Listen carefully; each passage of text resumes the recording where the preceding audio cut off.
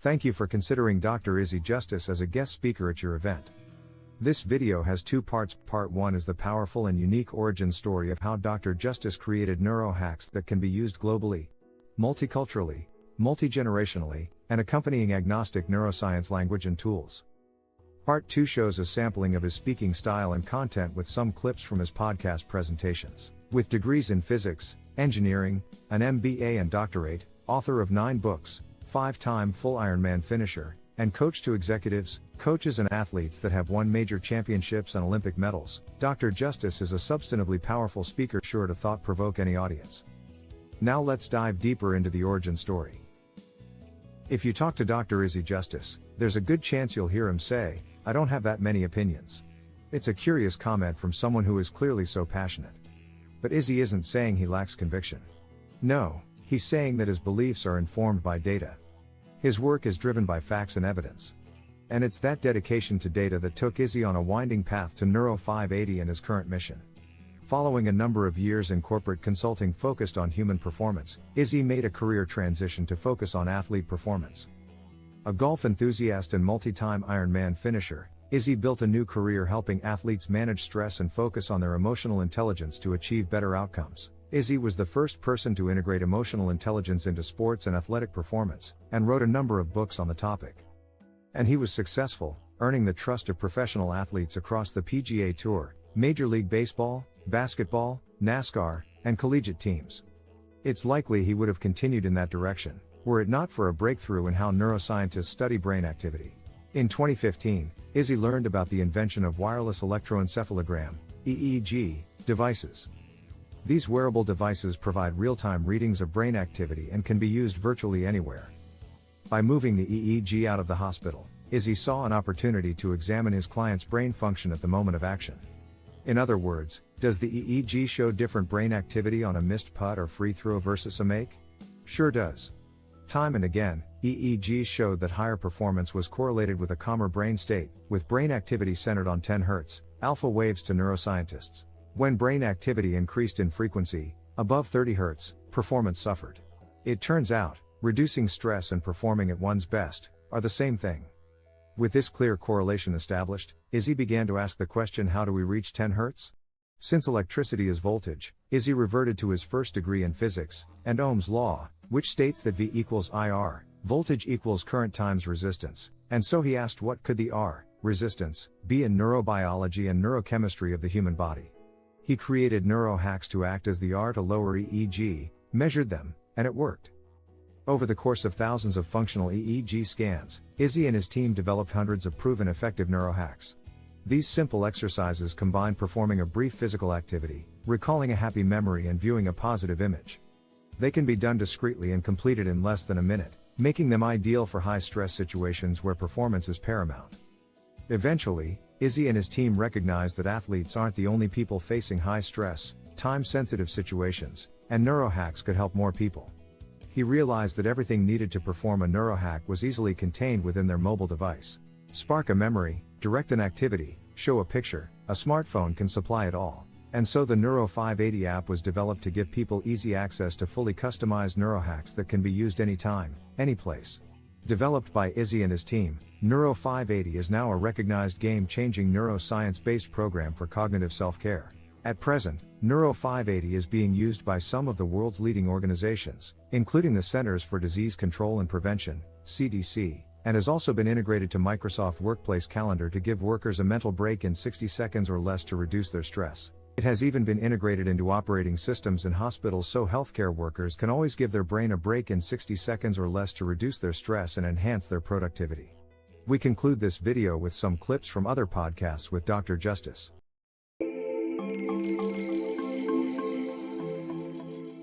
Folks, I'm a voracious reader. Sadly, I spend too much time reading on X instead of in real books, and I got a book here lately from a dear friend, Izzy Justice, who's been on the show before, and now he joins us again.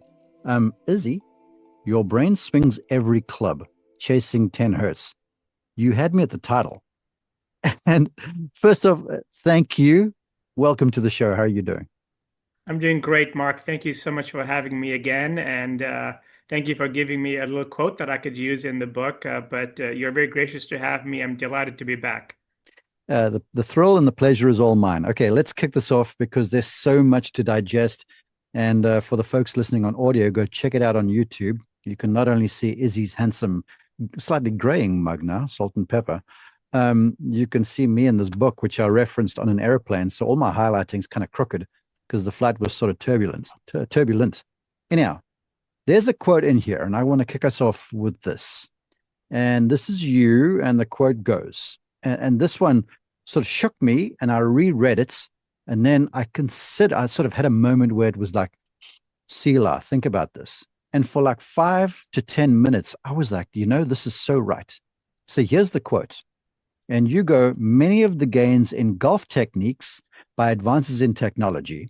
Now you're basically talking to me, the golf instructor, and to any golfer who's ever worked on something in their golf swing or in their putting stroke or whatever. You go, many of the gains made are being eroded by overstimulated, distracted brains. Yeah. And I was like, hell, he's right. Yeah. So please elaborate for us. Today, I am really excited to bring back on Dr. Izzy Justice. He is a sports neuroscientist. He is the author of books like Golf EQ, Jira Golf, one of my favorite books of all time. And today we're going to be talking about Your Brain Swings Every Club, as well as a mental performance coach. Dr. Justice, thanks so much for being here, man. Oh, Michael, it's such a pleasure to be here. I enjoyed last time with you. You're awesome, and just very honored that you have me on your show. Thank you. Absolutely. It was a no-brainer, and we got to start with Jira Golf before we get into the new book, because again, I recommend this book to my audience as much as possible. If you're a tournament golfer, if you just want to understand how your brain works, like it's such a good book. And for me, I use it every round. So I wanted to let you know that I always have my yellow and my red card with me at all times. So they have helped me win tournaments. They've helped me finish in top fives. They've helped salvage bad rounds. So I love the neuro hacks that you bring because they're brain-based, but they're super easy to apply. So even if you're not wicked smart like you are, us everyday person can still apply a lot of the stuff. So let's get into some of the kind of neuro hacks and background of your new book, because I know I think 2020 was Jira Golf and 2025 here for the new one. I think the first thing. And I want to get to some of the discussion around the brain, because why would I not? I mean, your wisdom and knowledge is on the cutting edge of the world right now.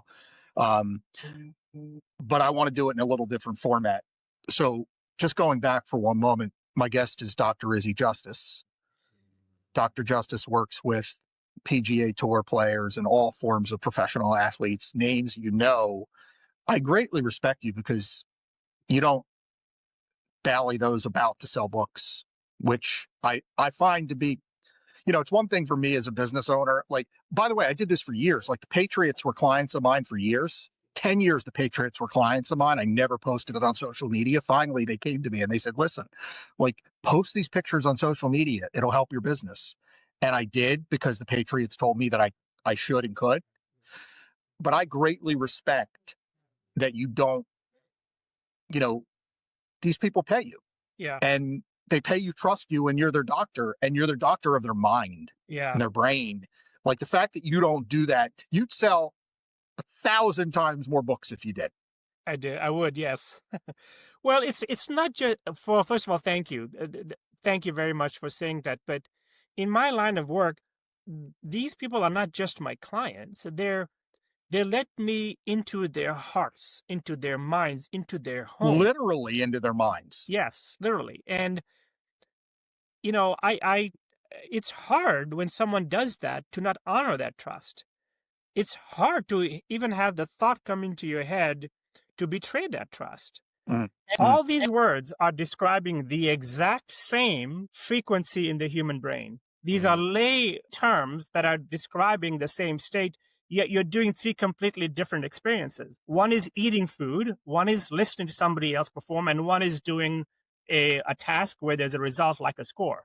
But you're describing all of these are cognitive functions. You never said I had the most money. You never said I had the best clubs. You never said I was playing on the best golf course. You never said I had great seats at the concert. You never said how much money you paid for that meal, right? So true wealth, in my opinion, and this is not just a lot of neuroscientists believe it, is this is what I mean. When we amplify our sensory input, that is wealth. If you can pick the moments where you want to feel human, all you got to do is amplify your sensory input. Feel more, hear more, see more, taste more, right? Smell more. And guess what? To do that, do you need to buy something? No. Do you need to be somewhere? No. Do you need to have a certain amount of resources with you to do that? No. No. Do you need some drugs to do that? Nope. No. Matter of fact, I would argue that people take drugs to do this because it quiets the noise down, but ultimately you're amplifying sensory input. When you're driving and you listen to music and your mind is wandering, but suddenly a song comes on that you really like, what do most people do? You turn it up. Yeah. You're amplifying that auditory stimulation because you want to be there. You want to listen to the lyrics because, I don't know, maybe it reminds you of high school and the girl that you were with or whatever the heck it is. Written around is your destination. It's a target. Because it's the destination, the target, that gives you a reference from how far you are from it, which creates scale, which creates force, which creates muscle sequencing. So that is best at 10 hertz. How do you get someone to 10 hertz? These are things that you can do in those 60 seconds. If at point 60 seconds before you hit the shot, your brain is saying, don't go left. My hands are shaking. Don't leave it short. Or, gosh, I'm just coming off 2 straight bogeys. I better hit a good shot. Well, you're nowhere near 10. So that would be a good example. Let me do a quick neurohack. The ones that I'm going to give you, they work for 80% of all people. Okay. Right? So don't start. And if you're people watching, also don't start until I say go very loudly, because I need to explain to you. So not now, Dan, but when I say go very loudly, on a scale from 1 to 10, I want you to create grip pressure that is maximum 10. Not now, maximum 10. So go as fast as you can. Squeeze it really tight. Squeeze your shoulders, squeeze your jaw, squeeze your leg. Like, I want maximum tension in your body. I will only have you be in that position for like 3 to 5 seconds. But here's the key, Dan. When you're in that position, I'm then going to say go to 2, but I want you to go to 2 as slow as you can. You can even do a countdown, like a 9 and 8. And with each one, let go of a little bit of tension until there's just 2 left. When you get to 2, this neurohack is called 10-2. Ready? I'm ready. Right. And go. Squeeze. Tight, tight, tight, tight, tight, tight, tight, tight, tight, tight. All right, go to 2 slow. Go to 2 slow.